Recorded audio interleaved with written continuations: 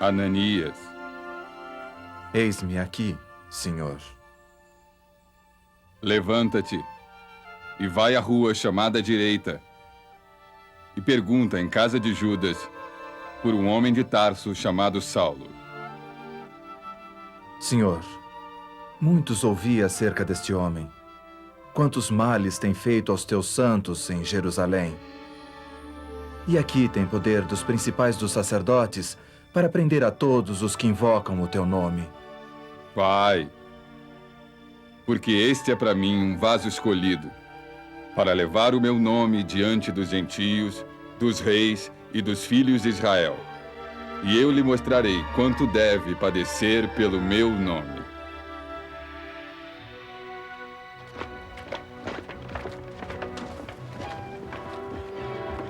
Ninguém que conhecesse o fariseu Saulo de Tarso.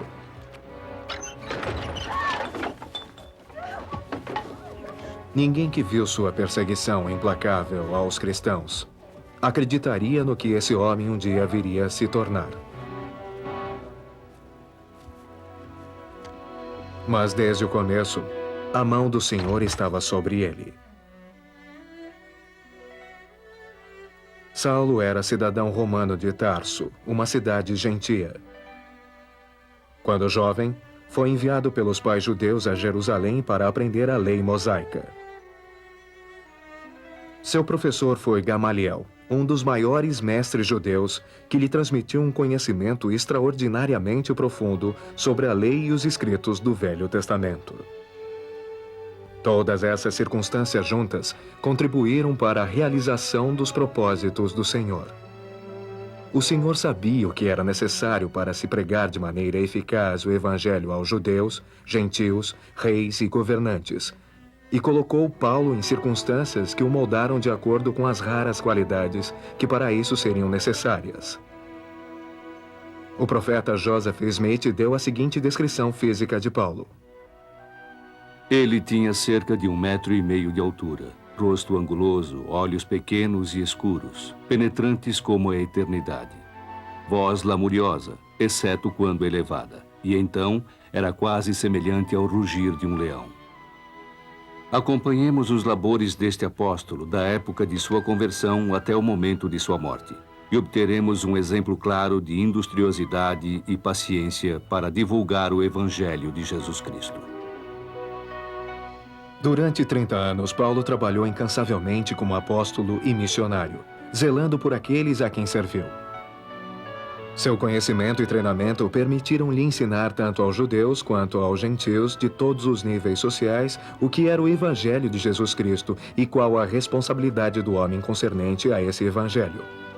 Por 3 décadas, Paulo atravessou o Império Romano, pregando o Evangelho e estabelecendo a Igreja. Cuidou dos membros da igreja e fortaleceu-os com muito amor, escrevendo-lhes cartas, motivando-os e visitando-os repetidas vezes. E quase ao término de seu ministério, Paulo cumpriu as palavras do Senhor de que daria testemunho de seu nome diante de reis e governantes.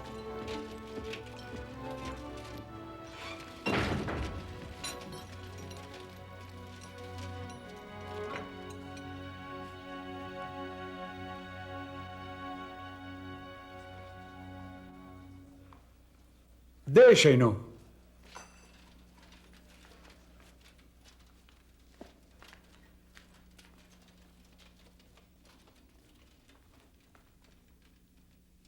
Rei Agripa e todos os senhores que estáis presentes.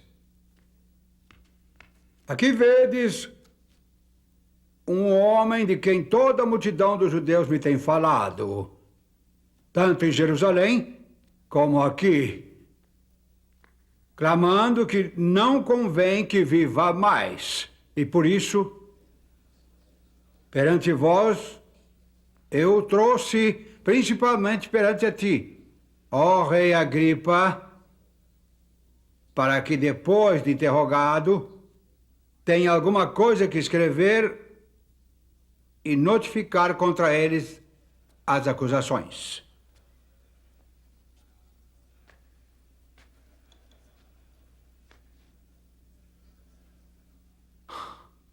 É permitido que te defendas. Tenho-me por feliz, ó rei Agripa, de que me haja hoje de defender. Rogo-te que me ouças com paciência. Quanto à minha vida, desde a mocidade, todos os judeus a conhecem. Conforme a mais severa seita da nossa religião, vivi como fariseu. Bem tinha eu imaginado que contra o nome de Jesus Nazareno devia eu praticar muitos atos. Encerrei muitos dos santos, nas prisões, com autorização dos principais sacerdotes. E quando os matavam, eu dava meu voto contra eles, castigando-os por todas as sinagogas. Até nas cidades estranhas os persegui. Sobre o quê? Indo então a Damasco, ao meio-dia, ó rei, vi no caminho uma luz do céu que excedia o esplendor do sol e que me envolveu. E caindo nós todos por terra, ouvi uma voz que me falava em língua hebraica, dizia: Saulo, Saulo, por que me persegues? Dura coisa te é recalcitrar contra os aguilhões. E eu disse: Quem é, Senhor? E ele respondeu: Eu sou Jesus, a quem tu persegues. Levanta-te e põe-te sobre teus pés, porque te apareci para te pôr por ministro e testemunha. Portanto, ainda até ao dia de hoje, permaneço dando testemunho, tanto a pequenos como a grandes, não dizendo nada mais do que os profetas e Moisés disseram. Isto é, que o Cristo devia padecer e ser o primeiro da ressurreição dentre os mortos. Paulo! Estás louco! As muitas letras te fazem delirar! Não, eu não deliro, ó potentíssimo Festo. Antes digo palavras de verdade e de um são juízo. O rei sabe estas coisas, pois não creio que nada disso lhe é oculto. Porque isto não se fez em qualquer canto. Rei Agripa, crês tu nos profetas? Bem sei que crês.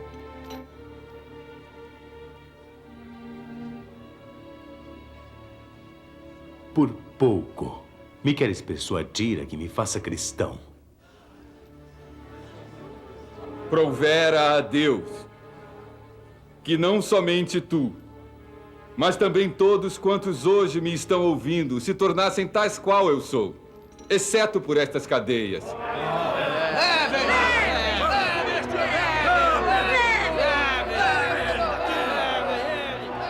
O compromisso de Paulo com o Evangelho de Jesus Cristo foi profundo e total.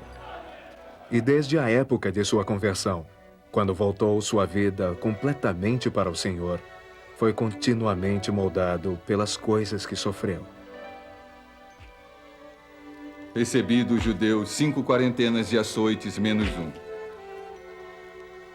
3 vezes fui açoitado com varas.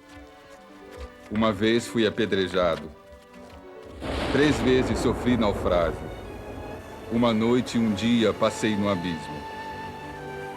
Em viagens, muitas vezes. Em trabalhos e fadiga. Em fome e sede. Em frio e nudez. Sinto prazer nas fraquezas por amor de Cristo. Porque quando estou fraco, então sou forte.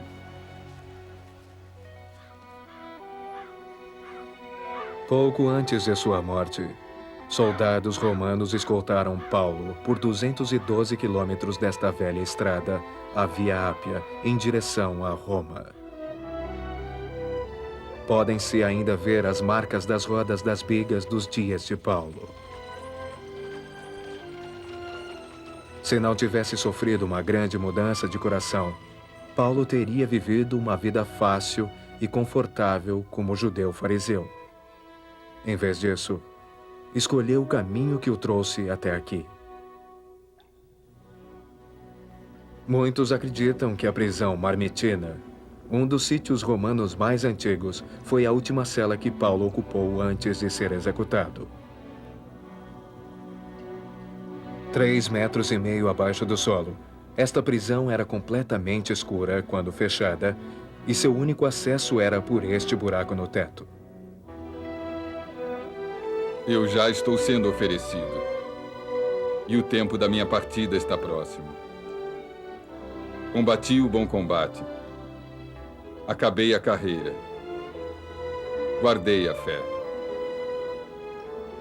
Desde agora, a coroa da justiça me está guardada, a qual o Senhor, justo juiz, me dará naquele dia. E não somente a mim, mas também a todos os que amarem a sua vinda. A ele seja a glória, para todos sempre. Amém.